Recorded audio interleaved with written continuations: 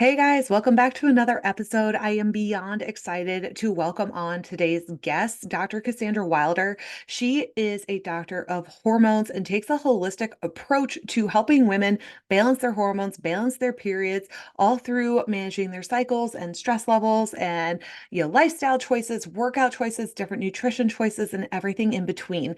She's going to bring a wealth of knowledge to us today, and I cannot wait to have her help all of us. So here we go. All right, you guys. So here is Dr. Cassandra Wilder. I'm so excited to have you here. But I guess the best thing to start out with, I gave them a little bit of an overview of who you were before you got here, but go ahead and give your background, who you are, where you're from, what you're about. Awesome. I'm excited to be here. I'm Cassandra, and I'm a naturopathic doctor and a hormone expert. And yeah, my passion and purpose really is talking about hormones, thyroid health, the menstrual cycle, and demystifying it. So making it helpful, useful, and empowering to know how to support your own health naturally. But like a lot of people that go into natural medicine, it was from my own experiences that led me here. So I had a lot of my own cycle irregularities.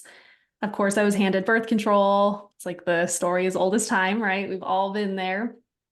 And I continued to feel so dismissed by Western medicine. And then later, when I developed hypothyroidism, again, it was the same thing medication, and that's about all we can offer you. There was no talk of stress, nutrition, how was I sleeping, right? Like none of that was on the table. And it started to brew this frustration in me of like, this is it. This is how we treat women that are dealing with hormone issues. So it wasn't until I went to naturopathic school that I felt like finally people were talking about the real nitty gritty and how to get to the root of it. And even just hearing stories of people actually reversing things like hypothyroidism or healing painful periods, things, that I had never even heard about up until that point, just burned this massive fiery passion in me. And that's what I've been doing now for almost 10 years is helping women get to the root of their symptoms. That is so amazing. I also took an approach of natural help with my hormones over the last year and a half. And that's what kind of led me to listening to you. And I was like, oh, this woman's gonna be amazing to have on here.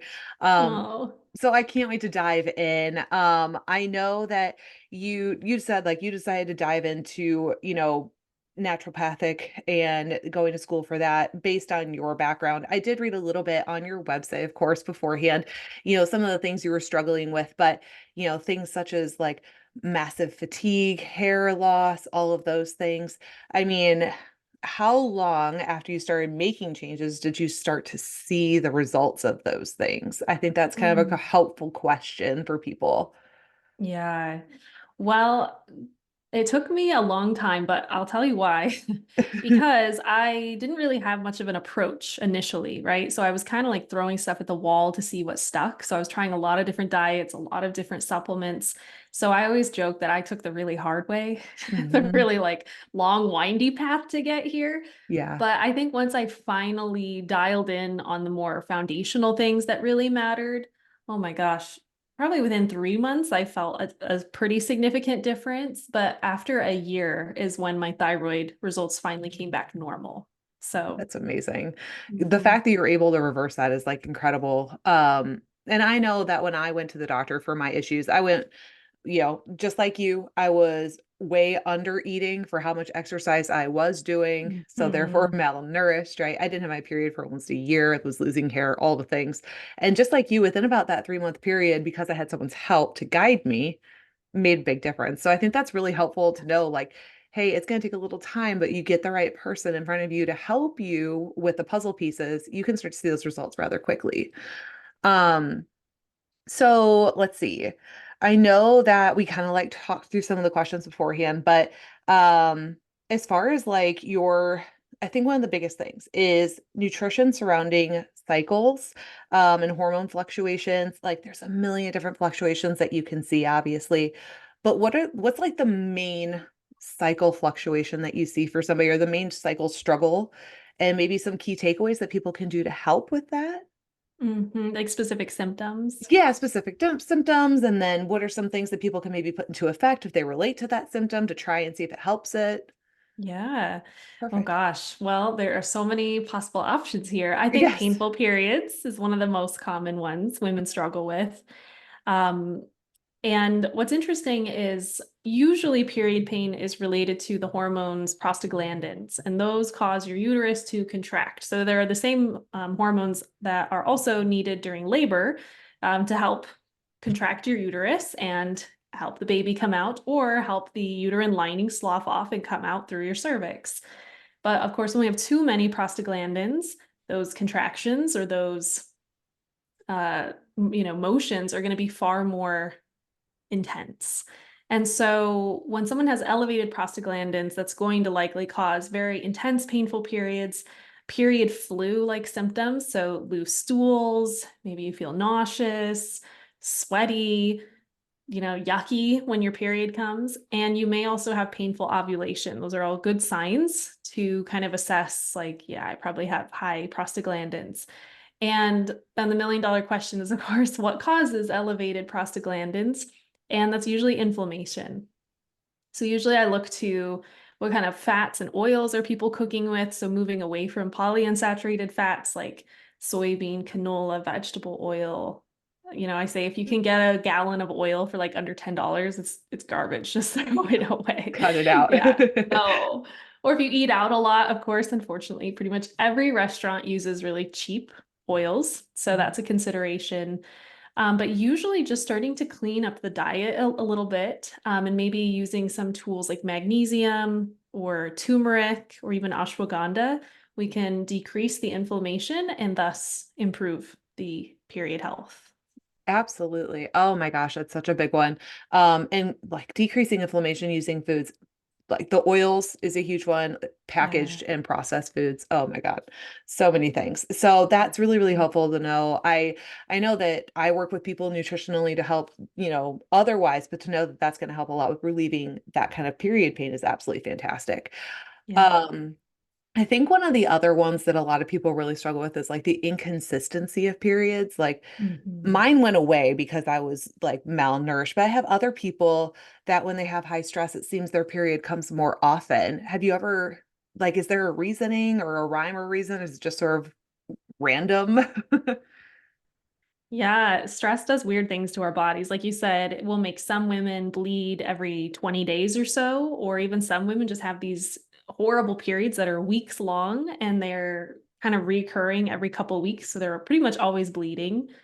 Or, like you said, some women will lose their period or they won't get a cycle, every 40 days, 60 days, 70 days, and there's no consistency to it.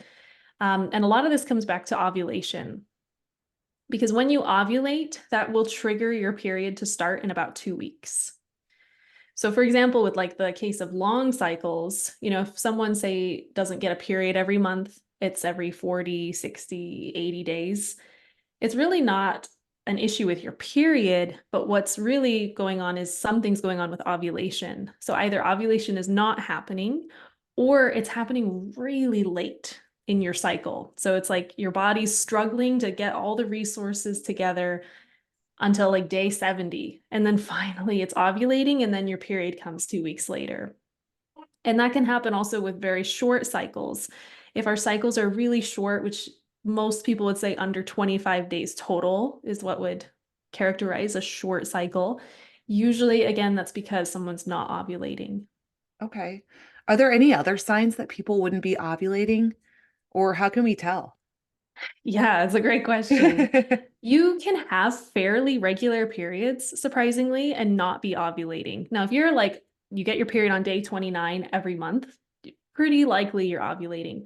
But if they're irregular, um, or if you notice that the luteal phase, that phase between ovulation and your period is really challenging, so you have a lot of breast tenderness, anxiety, fatigue, sleep changes, insomnia. The luteal phase can be really problematic if we're low in progesterone. And you have to ovulate to make progesterone. So if you don't ovulate, you're missing that foundational hormone, which is supposed to protect you from really unpleasant, kind of stereotypical symptoms that a lot of women feel before their period.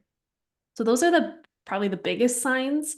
But the best way, really the only way to track for sure at home is to track your basal body temperature. So you can track that every day. And when you ovulate, you start making progesterone, like I said, which is a warming hormone, which will stimulate your thyroid. So as you track your temperature, if you ovulate, you'll see your temperatures really significantly increase and stay elevated. So interesting.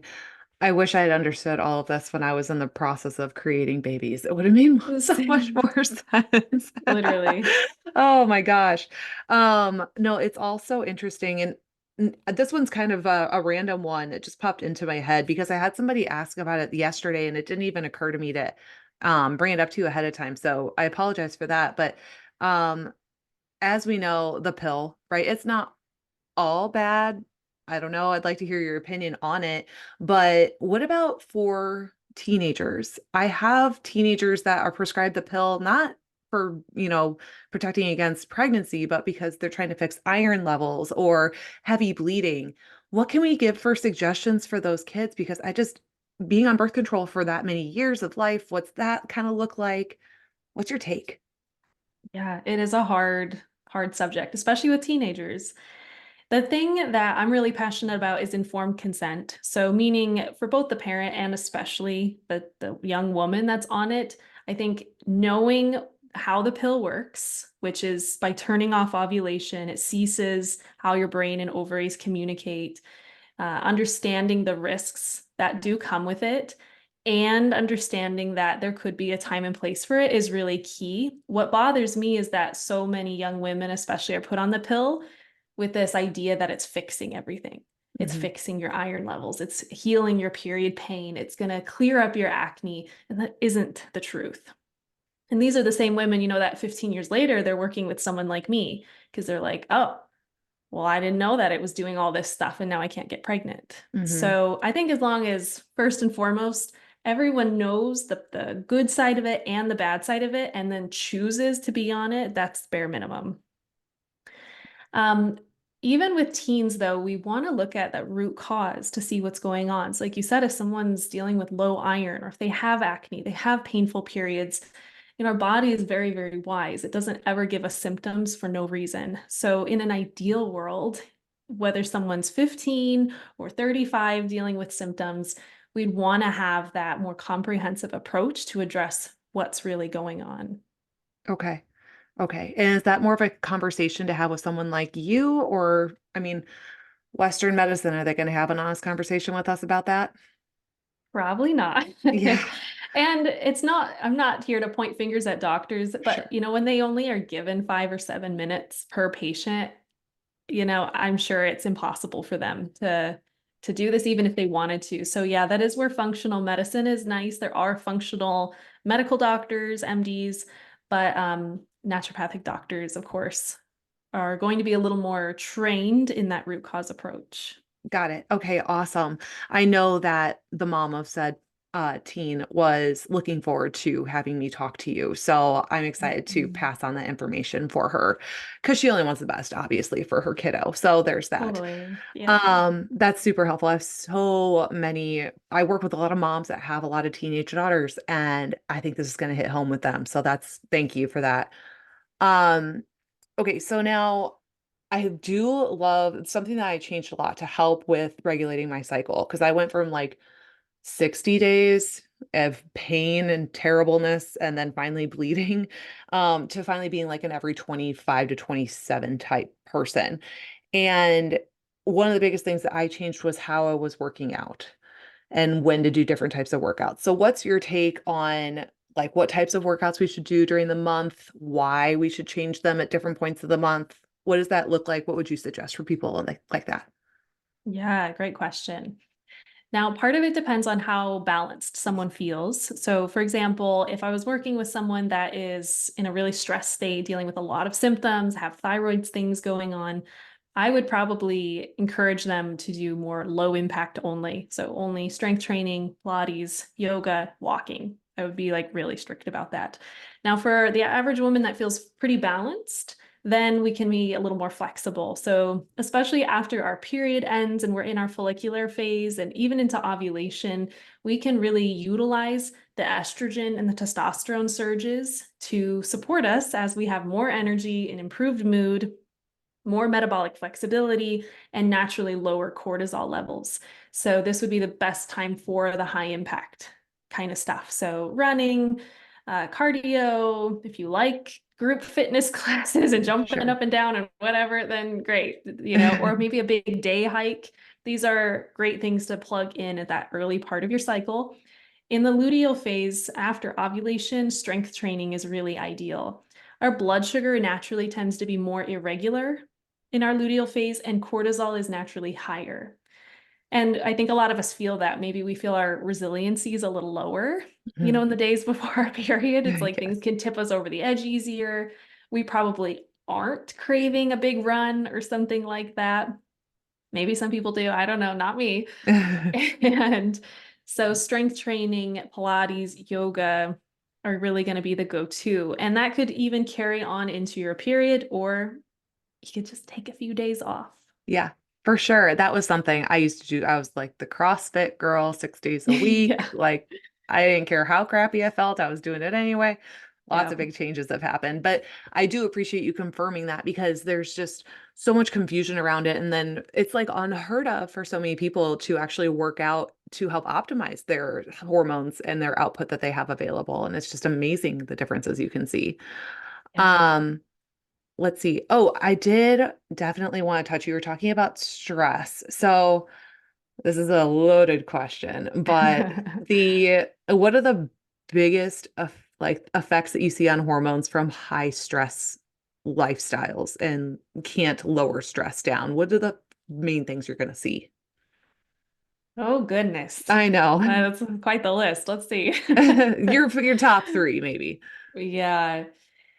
Well, usually the thyroid is going to take a big hit. Stress is going to have a direct impact on your thyroid health. Stress often does turn off ovulation. That's one of the key culprits. So now we're going to see things like infertility, irregular cycles, missing cycles, or amenorrhea. That could be a big thing. Um, I also think it has a huge role in things like anxiety and depression. And that could be for many reasons, but among them, stress negatively impacts our gut health. And our gut health, of course, plays a huge role in our mood.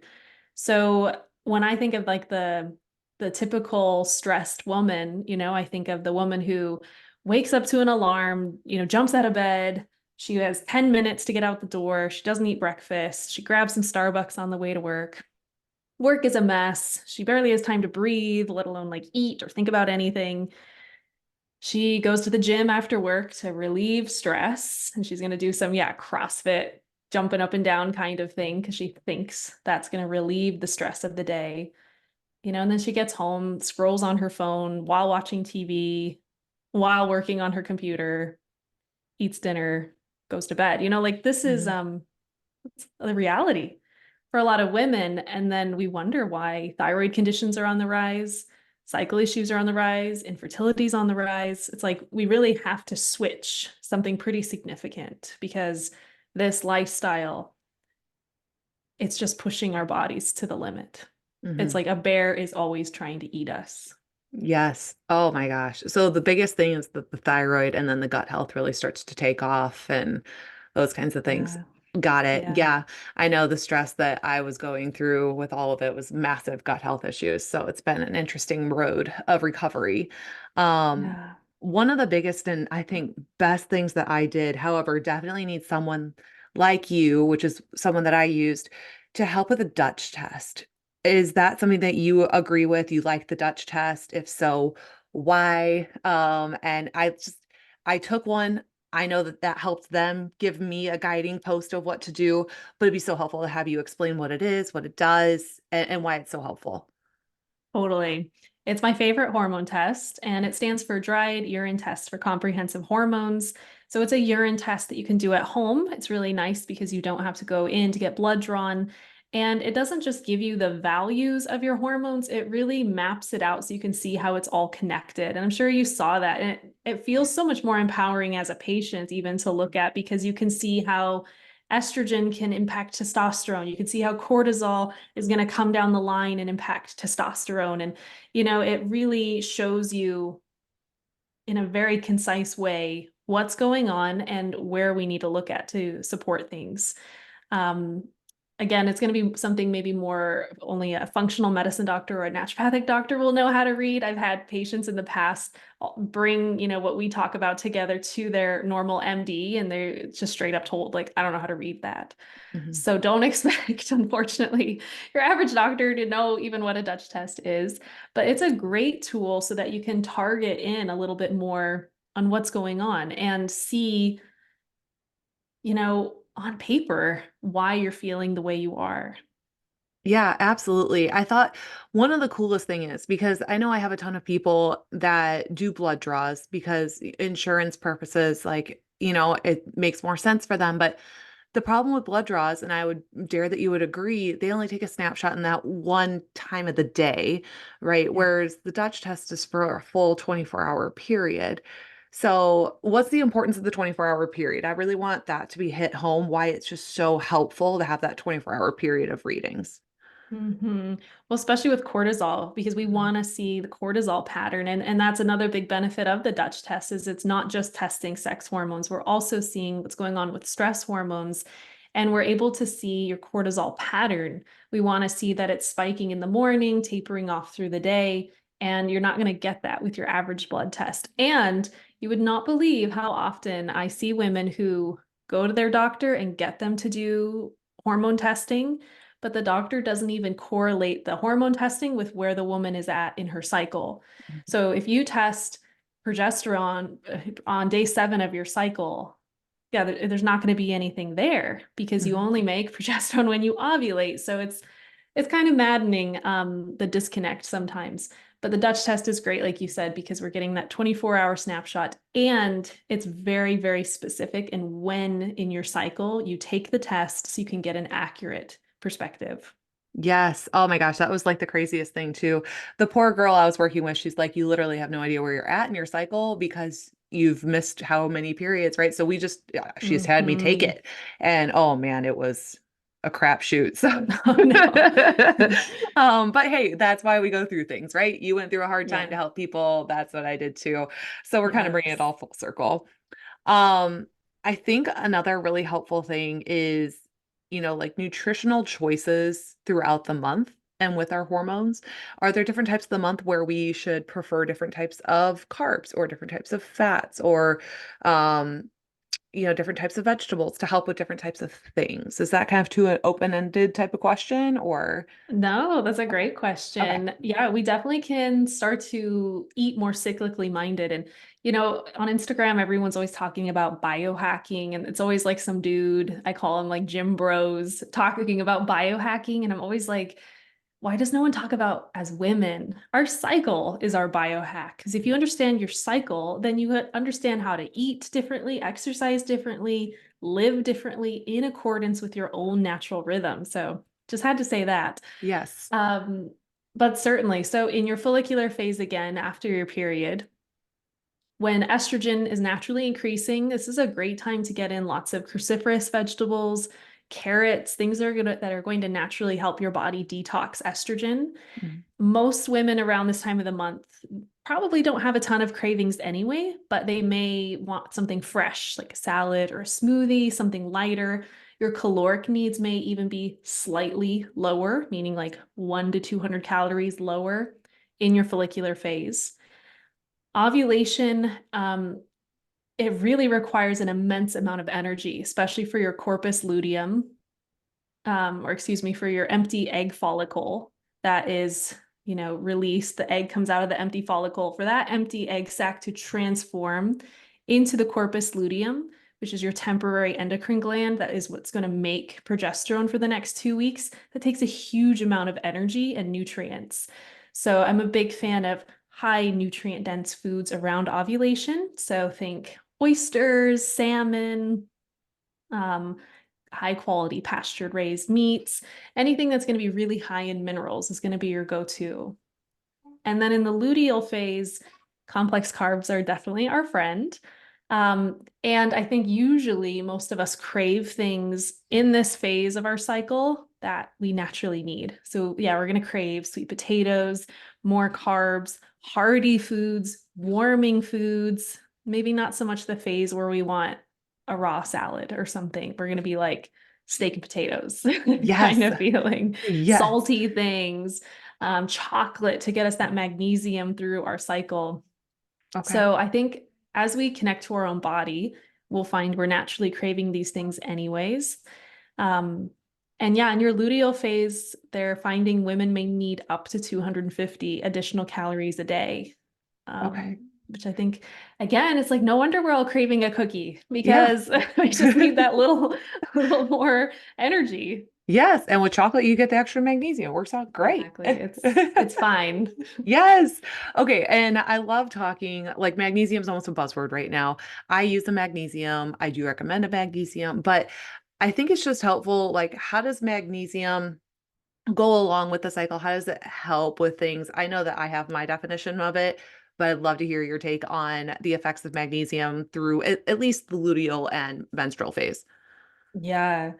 Magnesium is, like you said, a total buzzword, but it really is so incredible. There's a lot Yeah. of different kinds of magnesium, so it does depend somewhat what someone's goal is.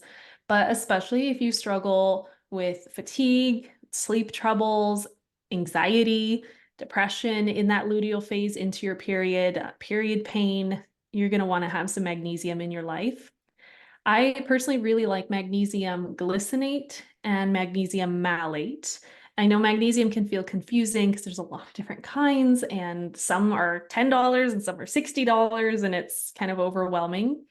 But magnesium malate is going to be a good option if you just want to generally get more magnesium in. It really is great for rebuilding and replenishing magnesium stores, and it will not make you sleepy. So you can take it during the day. Magnesium glycinate will make you sleepy, so it's a good one for before bed.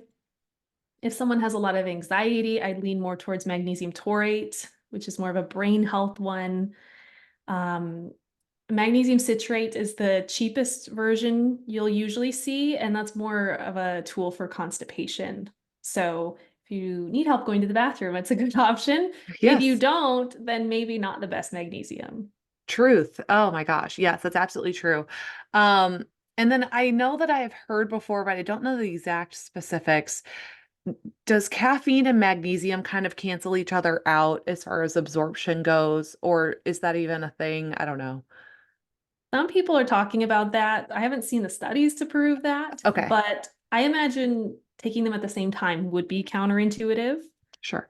Um, but yeah, I haven't seen the direct research to say if they really cancel each other Sure. out. Yeah, no, Mhm. that's totally fair. I just that popped into my mind. And then obviously knowing that your body's naturally more stressed or you're more reactive to stress, especially at the end of your cycle. Like I know that I've been told before, like back off on caffeine overall, but especially Mhm. that month, I would assume your take is the same. Yeah, especially if you really struggle with PMS Okay. or PMDD or anxiety, cutting out caffeine that week or so before your period can make a night and day difference. Absolutely. So helpful. I love that. Um, okay, you've been amazing so far. Thank you. Okay, so another one, and then this is a little bit more specific. I have a number of women who struggle with endometriosis and PCOS. What's your nutritional advice to help them around those conditions? hmm Okay, well, they have kind of a separate piece for both of them. So let's start with Okay. the PCOS, the Okay. polycystic ovarian syndrome. To be diagnosed with PCOS, you have to meet the Rotterdam criteria and you have to have two of the following three. At least you're supposed to actually be diagnosed. So irregular cycles, polycystic ovaries, and high androgens or male hormones. The high androgens is usually what gives PCOS the stereotypical symptoms. So, like facial hair, greasy skin, greasy hair, hair falling out from your head, hair is growing on your breasts, acne, kind of all the horrible things. High androgens is also the number one cause of infertility. So, definitely something we want to get under control. high androgens are pretty much always caused by stress and blood sugar. So when it comes to nutrition for a woman with PCOS, we really, really dial in on the blood sugar piece. And what I mean by that is changing really how we curate our meals. So let's say someone loves having avocado toast in the morning. That's great. That's a healthy meal. We have our fats, we have our carbs, but we're missing protein. Hmm. So really getting these women to start having 20 to 30 grams or more of protein at every meal and a protein rich snack throughout the day. So we're hitting 80 to 100 grams of protein a day is essential Hmm. because protein essentially supports our blood sugar and eliminates a lot of the big spikes and drops that we'll see if we just say eat a piece of toast. Just that is a big thing. But with the blood sugar lens, we don't have to demonize food so much and say, like, you can't eat pasta, you can't eat bread. And instead, we just focus on how do we add protein to this? How do we balance this out? So I find it's actually very freeing compared to a restrictive diet. Yes. And then with endometriosis, there are a lot of correlations between endo, estrogen, and the gut. And so when we look at endometriosis, we're certainly trying to address the gut health. And with something like a Dutch test, we can see how a woman is detoxing her estrogen. So we have 3 phases of estrogen detox. We want our body to process that estrogen, take it down the safest route possible, and then poop it out. Hmm. But when we have estrogen dominance or when we have endometriosis, we often see in a Dutch test or a GI map stool test that we're not eliminating estrogen very well. So that's where with diet, again, coming back to the cruciferous vegetables, raw carrots are essential for this. I don't know if anyone listening has heard about the raw carrot salads, Yes. but if you have endo, I would definitely make that part of your daily routines, taking a raw carrot, not a baby carrot, but a whole carrot, and ribboning it or shredding it or however you want to do it. Add a little salt, oil, and apple cider vinegar, and it's delicious. But So that fiber is what you want. So okay. not no juicing it or anything. You want the fiber. Um, that's really, really essential. And then with your gut health, thinking about your normal kind of go-to gut health nourishing foods, typically meat stock, bone broth are going to be really, really soothing to the gut. Colostrum is really soothing for the gut. And all of these over time can create an improved situation where we can start to address endo. So good to know. That's so helpful on both of those. I know I coach a number of women with both of those conditions, and I've always been taught, and we can always learn more, right? That especially with PCOS, to have carbs be lower, and I'm a big pusher on protein anyway, because Lord knows everybody's low. Not everybody, but so many. But I think it's just super helpful to know that even if you have PCOS, it doesn't mean that you can't have a piece of toast or you can't have pasta. So we need to accompany it with really quality good fats and fibrous other options and protein. I think that's Yeah. just very eye-opening, I think, for a lot of my clients that are going to listen to this. So I really appreciate that Mhm. insight. Um, okay, so one of my other people, she really wanted to get your approach on Hashimoto's. I think it'd be helpful maybe to start with what is Hashi, because there's so many different ways to really describe that condition. Mhm. And then she would really love to know if there's like a non-pill approach to somehow she could learn to manage it, or if what your take would be on that. That's an awesome question. Okay. And I have a few patients with Hashimoto's right now, so we've been really going down the rabbit hole. So I feel very excited to open this Yay. can of worms. Okay. Um, so Hashimoto's is essentially when your own immune system is attacking your thyroid gland. So it's an autoimmune condition. And anytime we have autoimmunity, we have to look at the gut. So that is a huge part of this. Hashimoto's is not a thyroid problem. It's your immune system and your gut that are really the problem here. But certainly your thyroid is being affected. A lot of women that have Hashimoto's end up also developing hypothyroidism, and that, of course, is a thyroid issue. The really wild thing to me is that medication does nothing for Hashimoto's. Nothing, Really? nothing. It Ugh. will help with hypothyroidism. But it doesn't affect the So, root cause of it. right, Got right. it. So when a woman has confirmed hypothyroidism and Hashimoto's, I think that is the biggest thing that I want them to know is the medication certainly has a time or place. I'm not anti-medication. It's going to help you probably feel better by addressing the hypothyroidism. But meanwhile, this autoimmune thing is just brewing under the surface. No medication is doing anything to touch that. So that is where lifestyle comes in. And you can be on medication and be supporting your Hashimoto's. So with Hashimoto's, the stress piece is really big. And I know sometimes that's like people's eyes glaze over when you say that because it's like, well, welcome to life. Life is stressful. Yes. But that's not the best mentality to have if you have an autoimmune condition, because this is really showing us your body's been pushed to the limit and there's something pretty significant going on. So this is where making some pretty radical changes in your lifestyle may be pertinent, looking at your job and your relationships and seeing what can be changed there. Your health is worth that. And certainly supporting gut health and your immune system.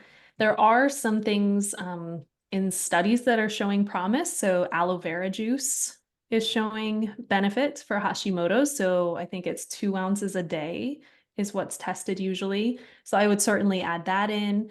I would certainly focus on looking at the diet piece and improving things there, getting in lots of high quality animal-based products to really flood the body with high quality nutrition, supporting the gut health.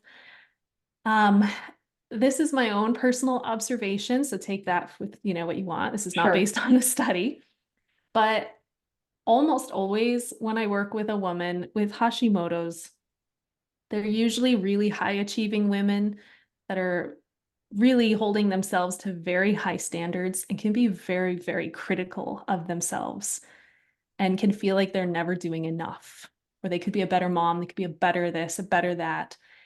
And isn't that interesting, right? An autoimmune condition is your body attacking itself.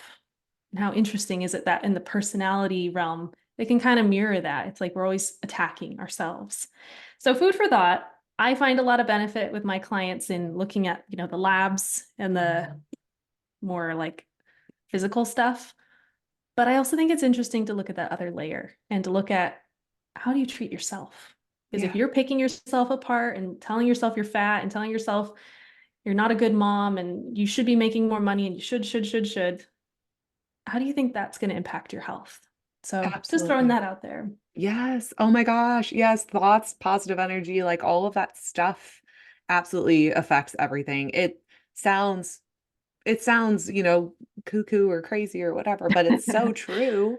And it's so Yeah. the type A's because the type A's are naturally high stress balls. And it makes sense. Mm-hmm. It makes Mm-hmm. sense. I'm Yeah. gonna bet that you used to be a type A.